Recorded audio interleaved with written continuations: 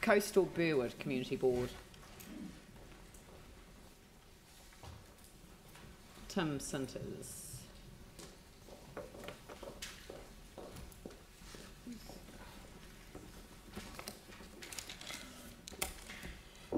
Good morning, everyone. Their pictures. Good morning. I always love your pictures. Yeah, Such a beautiful part of the world. It is. Always sunshine and no wind. Almost perfect. Couple of things. Obviously, Kim's away. She's very sick, but I'm sure she'll be watching, ready to tell me off if I've done something wrong. So, and of course, I've got Joe Wells here, who's going to help me look good. So, start off. This is the QE2 day. That was a fantastic day. That was just to get the community, residents, etc., around to look what's happening. You notice the blue sky, quite normal. So no, the trees are standing upright. It's look, it was a fantastic day. People really got involved in it, and as you can see, it was. I'm not sure how many people were there. Over 400, maybe 500 people. So yeah. Fantastic day. This is down at New Brighton Seaside Market. That's Councillor East there. Yeah, a bit of shopping, actually talking, telling people, helping people. That was quite good. We had a morning there. Quite a few people were interested. So this was a drop-in centre. This was for the community, QE2 community complex that's coming up. It was like a forum with the resident associations. It was really good. These type of things are really good because it gets the residents associations in the loop, which is great. And they appreciate it, and we appreciate talking to them. Well, this was the Pacifica day. It was fantastic. That it was held in the red zone. And as you can see, the numbers, just amazing. Just goes to show what you can put on. And look at the numbers there. It's a thrill to see that many people there. Now this was fantastic. This is close to my home. This is the Ray White Duke Festival of Surfing that we helped provide some money for. This was the outdoor movie night. Now, this Duke Kahanamoko Festival is it's the biggest surfing event in New Zealand now. 270 entrants from Australia, all parts of New Zealand, from all ages, and fantastic to see the amount of kids. And of course, with kids, you get the parents. Funny enough, we had a bit of wind on the last day. It was a wee bit windy, but it was a fantastic event, and as I said, it's the biggest one in New Zealand now. This was to celebrate the opening of the boardwalk and the jetty. The bottom left-hand picture. We had the community come along. We provided a bit of barbecuing and sausages. And that was just to celebrate our new jetty, our new boardwalk, and just people celebrated living in the area. The other one there is our Garden Pride Awards. Great turnout. It's interesting to see, well, it's fascinating to see how many people are still getting into their gardens under very difficult conditions this summer, being very dry. Some beautiful gardens, and still lots of interest, and a lot of people are still recovering, trying to get their gardens back in order. So great turnout.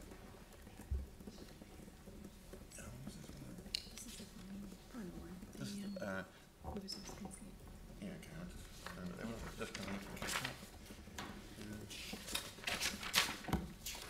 Excuse me for this one, just catching up. It's the only one I haven't rehearsed. Okay, yeah, it's this is about consideration. We're trying to get things sorted out in New Brighton, like with contracting. Rubbish tins have been a big issue for us, and I believe other places as well. So we're trying to get one contractor just to specialise in cleaning up, because it is letting our area down. We know, particularly the Duke Kahanamoko thing, we found we were doing things on the day rather than the day before, which is quite disappointing. We got through it, as you always do. A lot of locals got involved. Another thing that's come up too is the buses, pulling the buses out of some important areas. It's a real struggle for some people. It's their only way of getting to some of these places like the Palms. So the board has actually we actually made our opposition known to stopping the buses. So something we can work on. I mentioned before about the difficulty in getting resource consents in the high flood management zone in South Shore. As I said previously, these people have put a lot of money into their properties, believing they could build nice houses next to them, and then finding out when they go to get their resource consent they cannot. Some of them have spent 250 plus on sections and plans and geotech reports. It's very distressing. It's not good for the community. I'll say again, these are not sections that are standing on their own. These are sections that perhaps have got $1 million house alongside them, brand new ones. So it's very concerning. Also, the board received an independent arborist assessment of the hazardous trees on the estuary edge of the South Brighton Domain. We've agreed with the recommendations in the report to mitigate risk, but which is at this stage only limbing. But really, if you look at the comparison, like I showed before, here's the stumps I was talking about previously. This is in Rafiti Golf Course.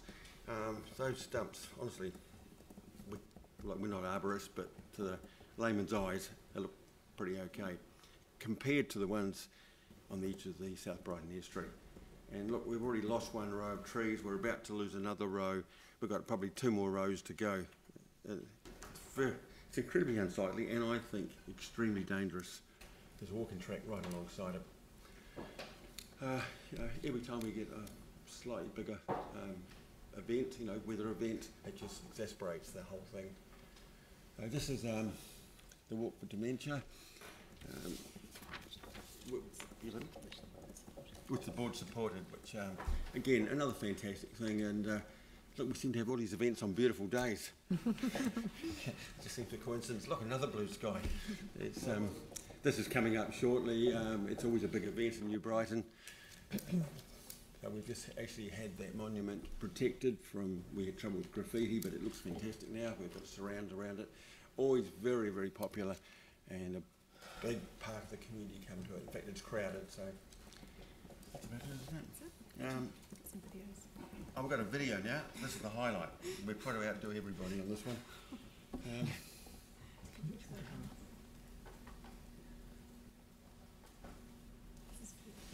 Hi guys, just wondering how you're finding the playground. The playground.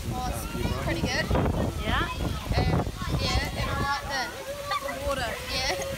You like the water? Yeah, I like the water park and that boat and instruments. Excellent. Yeah. Do you live around here or you local people? Nah, we live in Rangiora. You live in Rangiora and you come all this way. That's absolutely awesome. Yeah. That's fantastic. So you're here with this your little brother? Yeah. What's your favourite thing in the playground? The pirate ship. Awesome.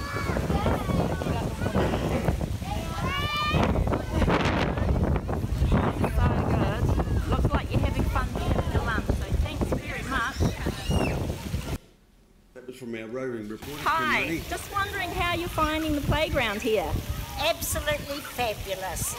And we wish we had one over our side of town. And where do you live? We live in Prempton.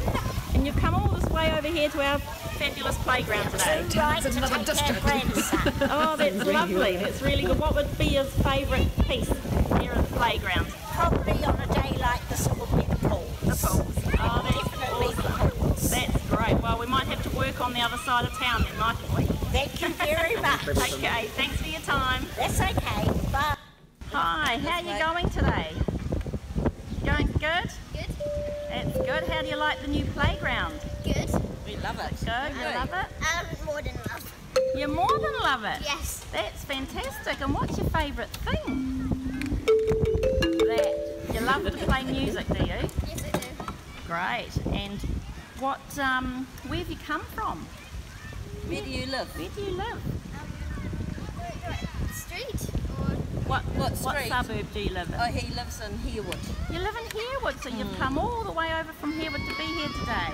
All the way out in Earton. Wow, Ayrton, my goodness, would Yeah. you like to play a tune for us today? There you go, Gabriel. Take it away.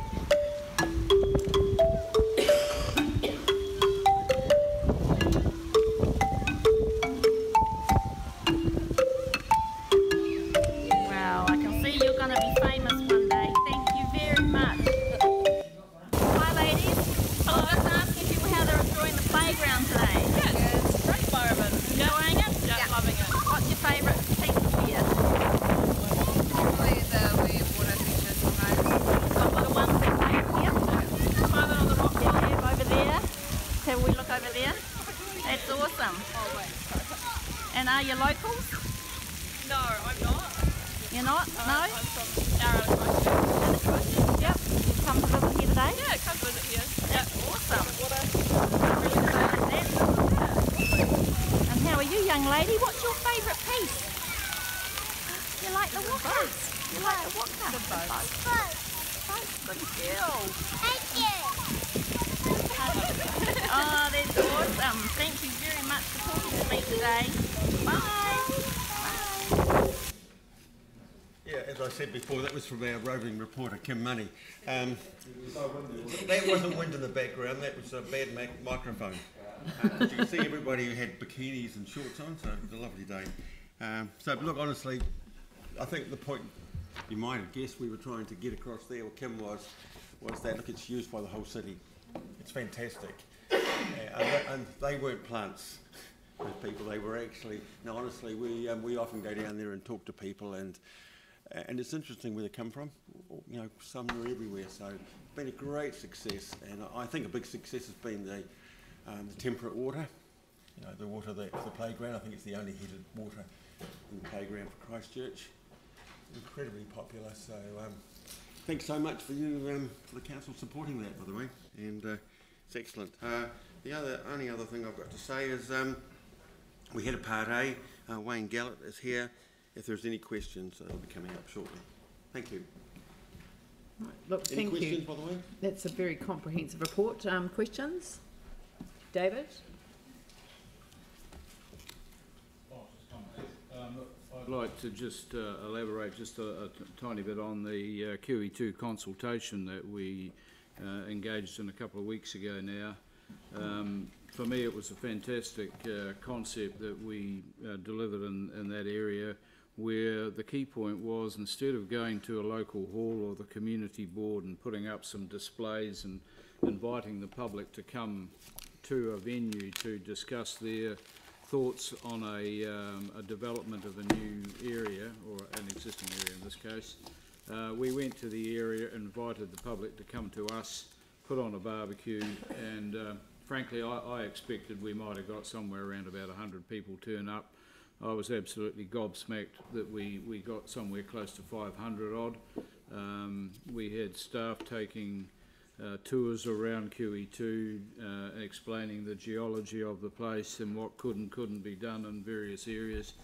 So I really commend that sort of process to council going forward if you are looking at doing some consultation around the development of a new facility, be it a park, be it a building, whatever, that we actually go out on site and invite the public to come to the venue that we are considering, to engage with them there. It's great. They get a hands-on appreciation of what the area is, what the potential could be if it's a park or a building, but just in general, commending that sort of process to council going forward when we're looking at consultation process and engaging with our communities. It was such a wonderful way to do things.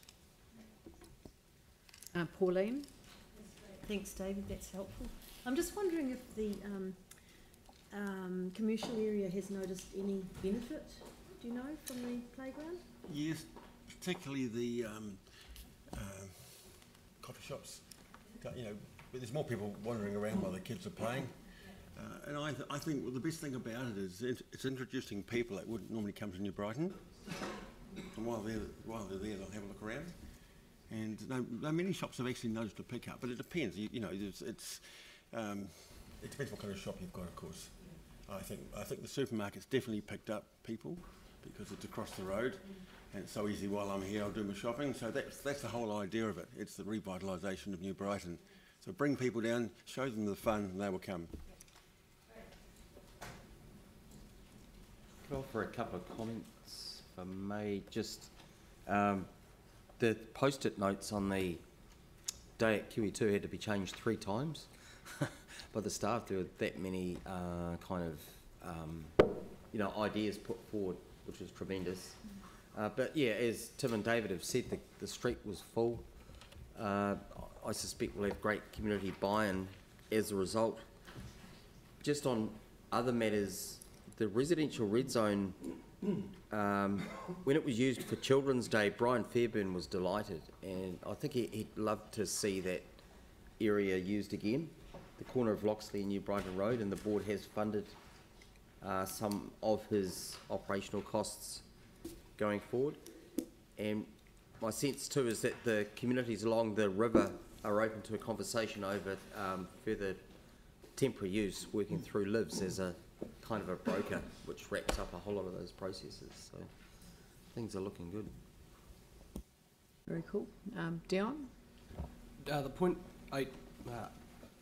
in your report 8.3, the resource consent fund, it is quite a concern when I hear that stuff, and I just wonder if there's anything we can pick up from this that could actually just strengthen the work that we could do as a council to support the community board in these matters, because it is quite serious. Well, they won't be the only affected community board, so I've actually sort of slightly sidetracked myself and gone onto the district plan website.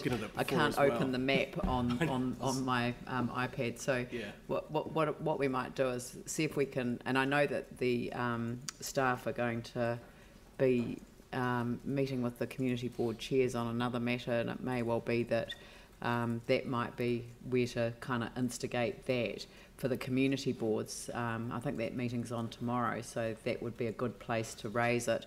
But I think from a council position it might be quite good just to get a series of maps together and then have a workshop on you know, what the particular areas that are affected by the high hazard flood areas. I must also put the point across, as I said before, we are working with council staff and they've been very helpful. We've had the resource consent team plus planners to a community board meeting, and we're going to regenerate, and council I think are going to have clinics shortly, so they can have a one-on-one. And there is a co-design process that's being developed, and I don't know whether, I think councillors have been briefed on it, but there's a co-design process around the whole regeneration strategy for South Shore and South Brighton, which I have to say is a process that I'm really, really interested in, because instead of council going in and saying, this is what we are going to consult you on, council and Regenerate have gone in hand and said with the community, what is it that we collectively would need to do in order to progress this? So they've gone in not with a clean slate, because they've got, you know, obviously there's ideas on both sides, but they've gone in with an open mind and an open heart, a real willingness to engage the community in the co-design of the process that they'll be going through. So that might be the model that will help resolve this, but I'm actually I'm thinking that there may be some people that purchased properties before the district plan changed, and they may have thought they were able to rely on existing use rights that had expired. But existing use rights have actually been the bane of future planning in high hazard environments all around the country. So Christchurch is not alone in trying to resolve all of these tricky issues. So if we take some advice from staff, we'll work out a workshop approach to this where we can certainly help community boards understand their way through it as well. Well, that'd be good. As I said yesterday, there was somebody who approached me and did say they just sold a section and they believe they could build on there, and I think they're going to have trouble.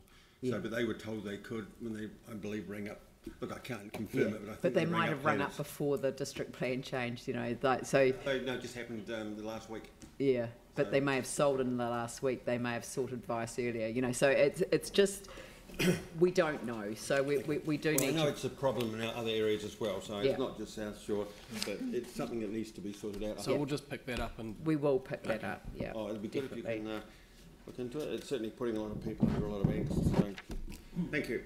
Yep, no, thank you very much. So I think David and Glenn would like to move and second the receipt of the report. I'll put that motion.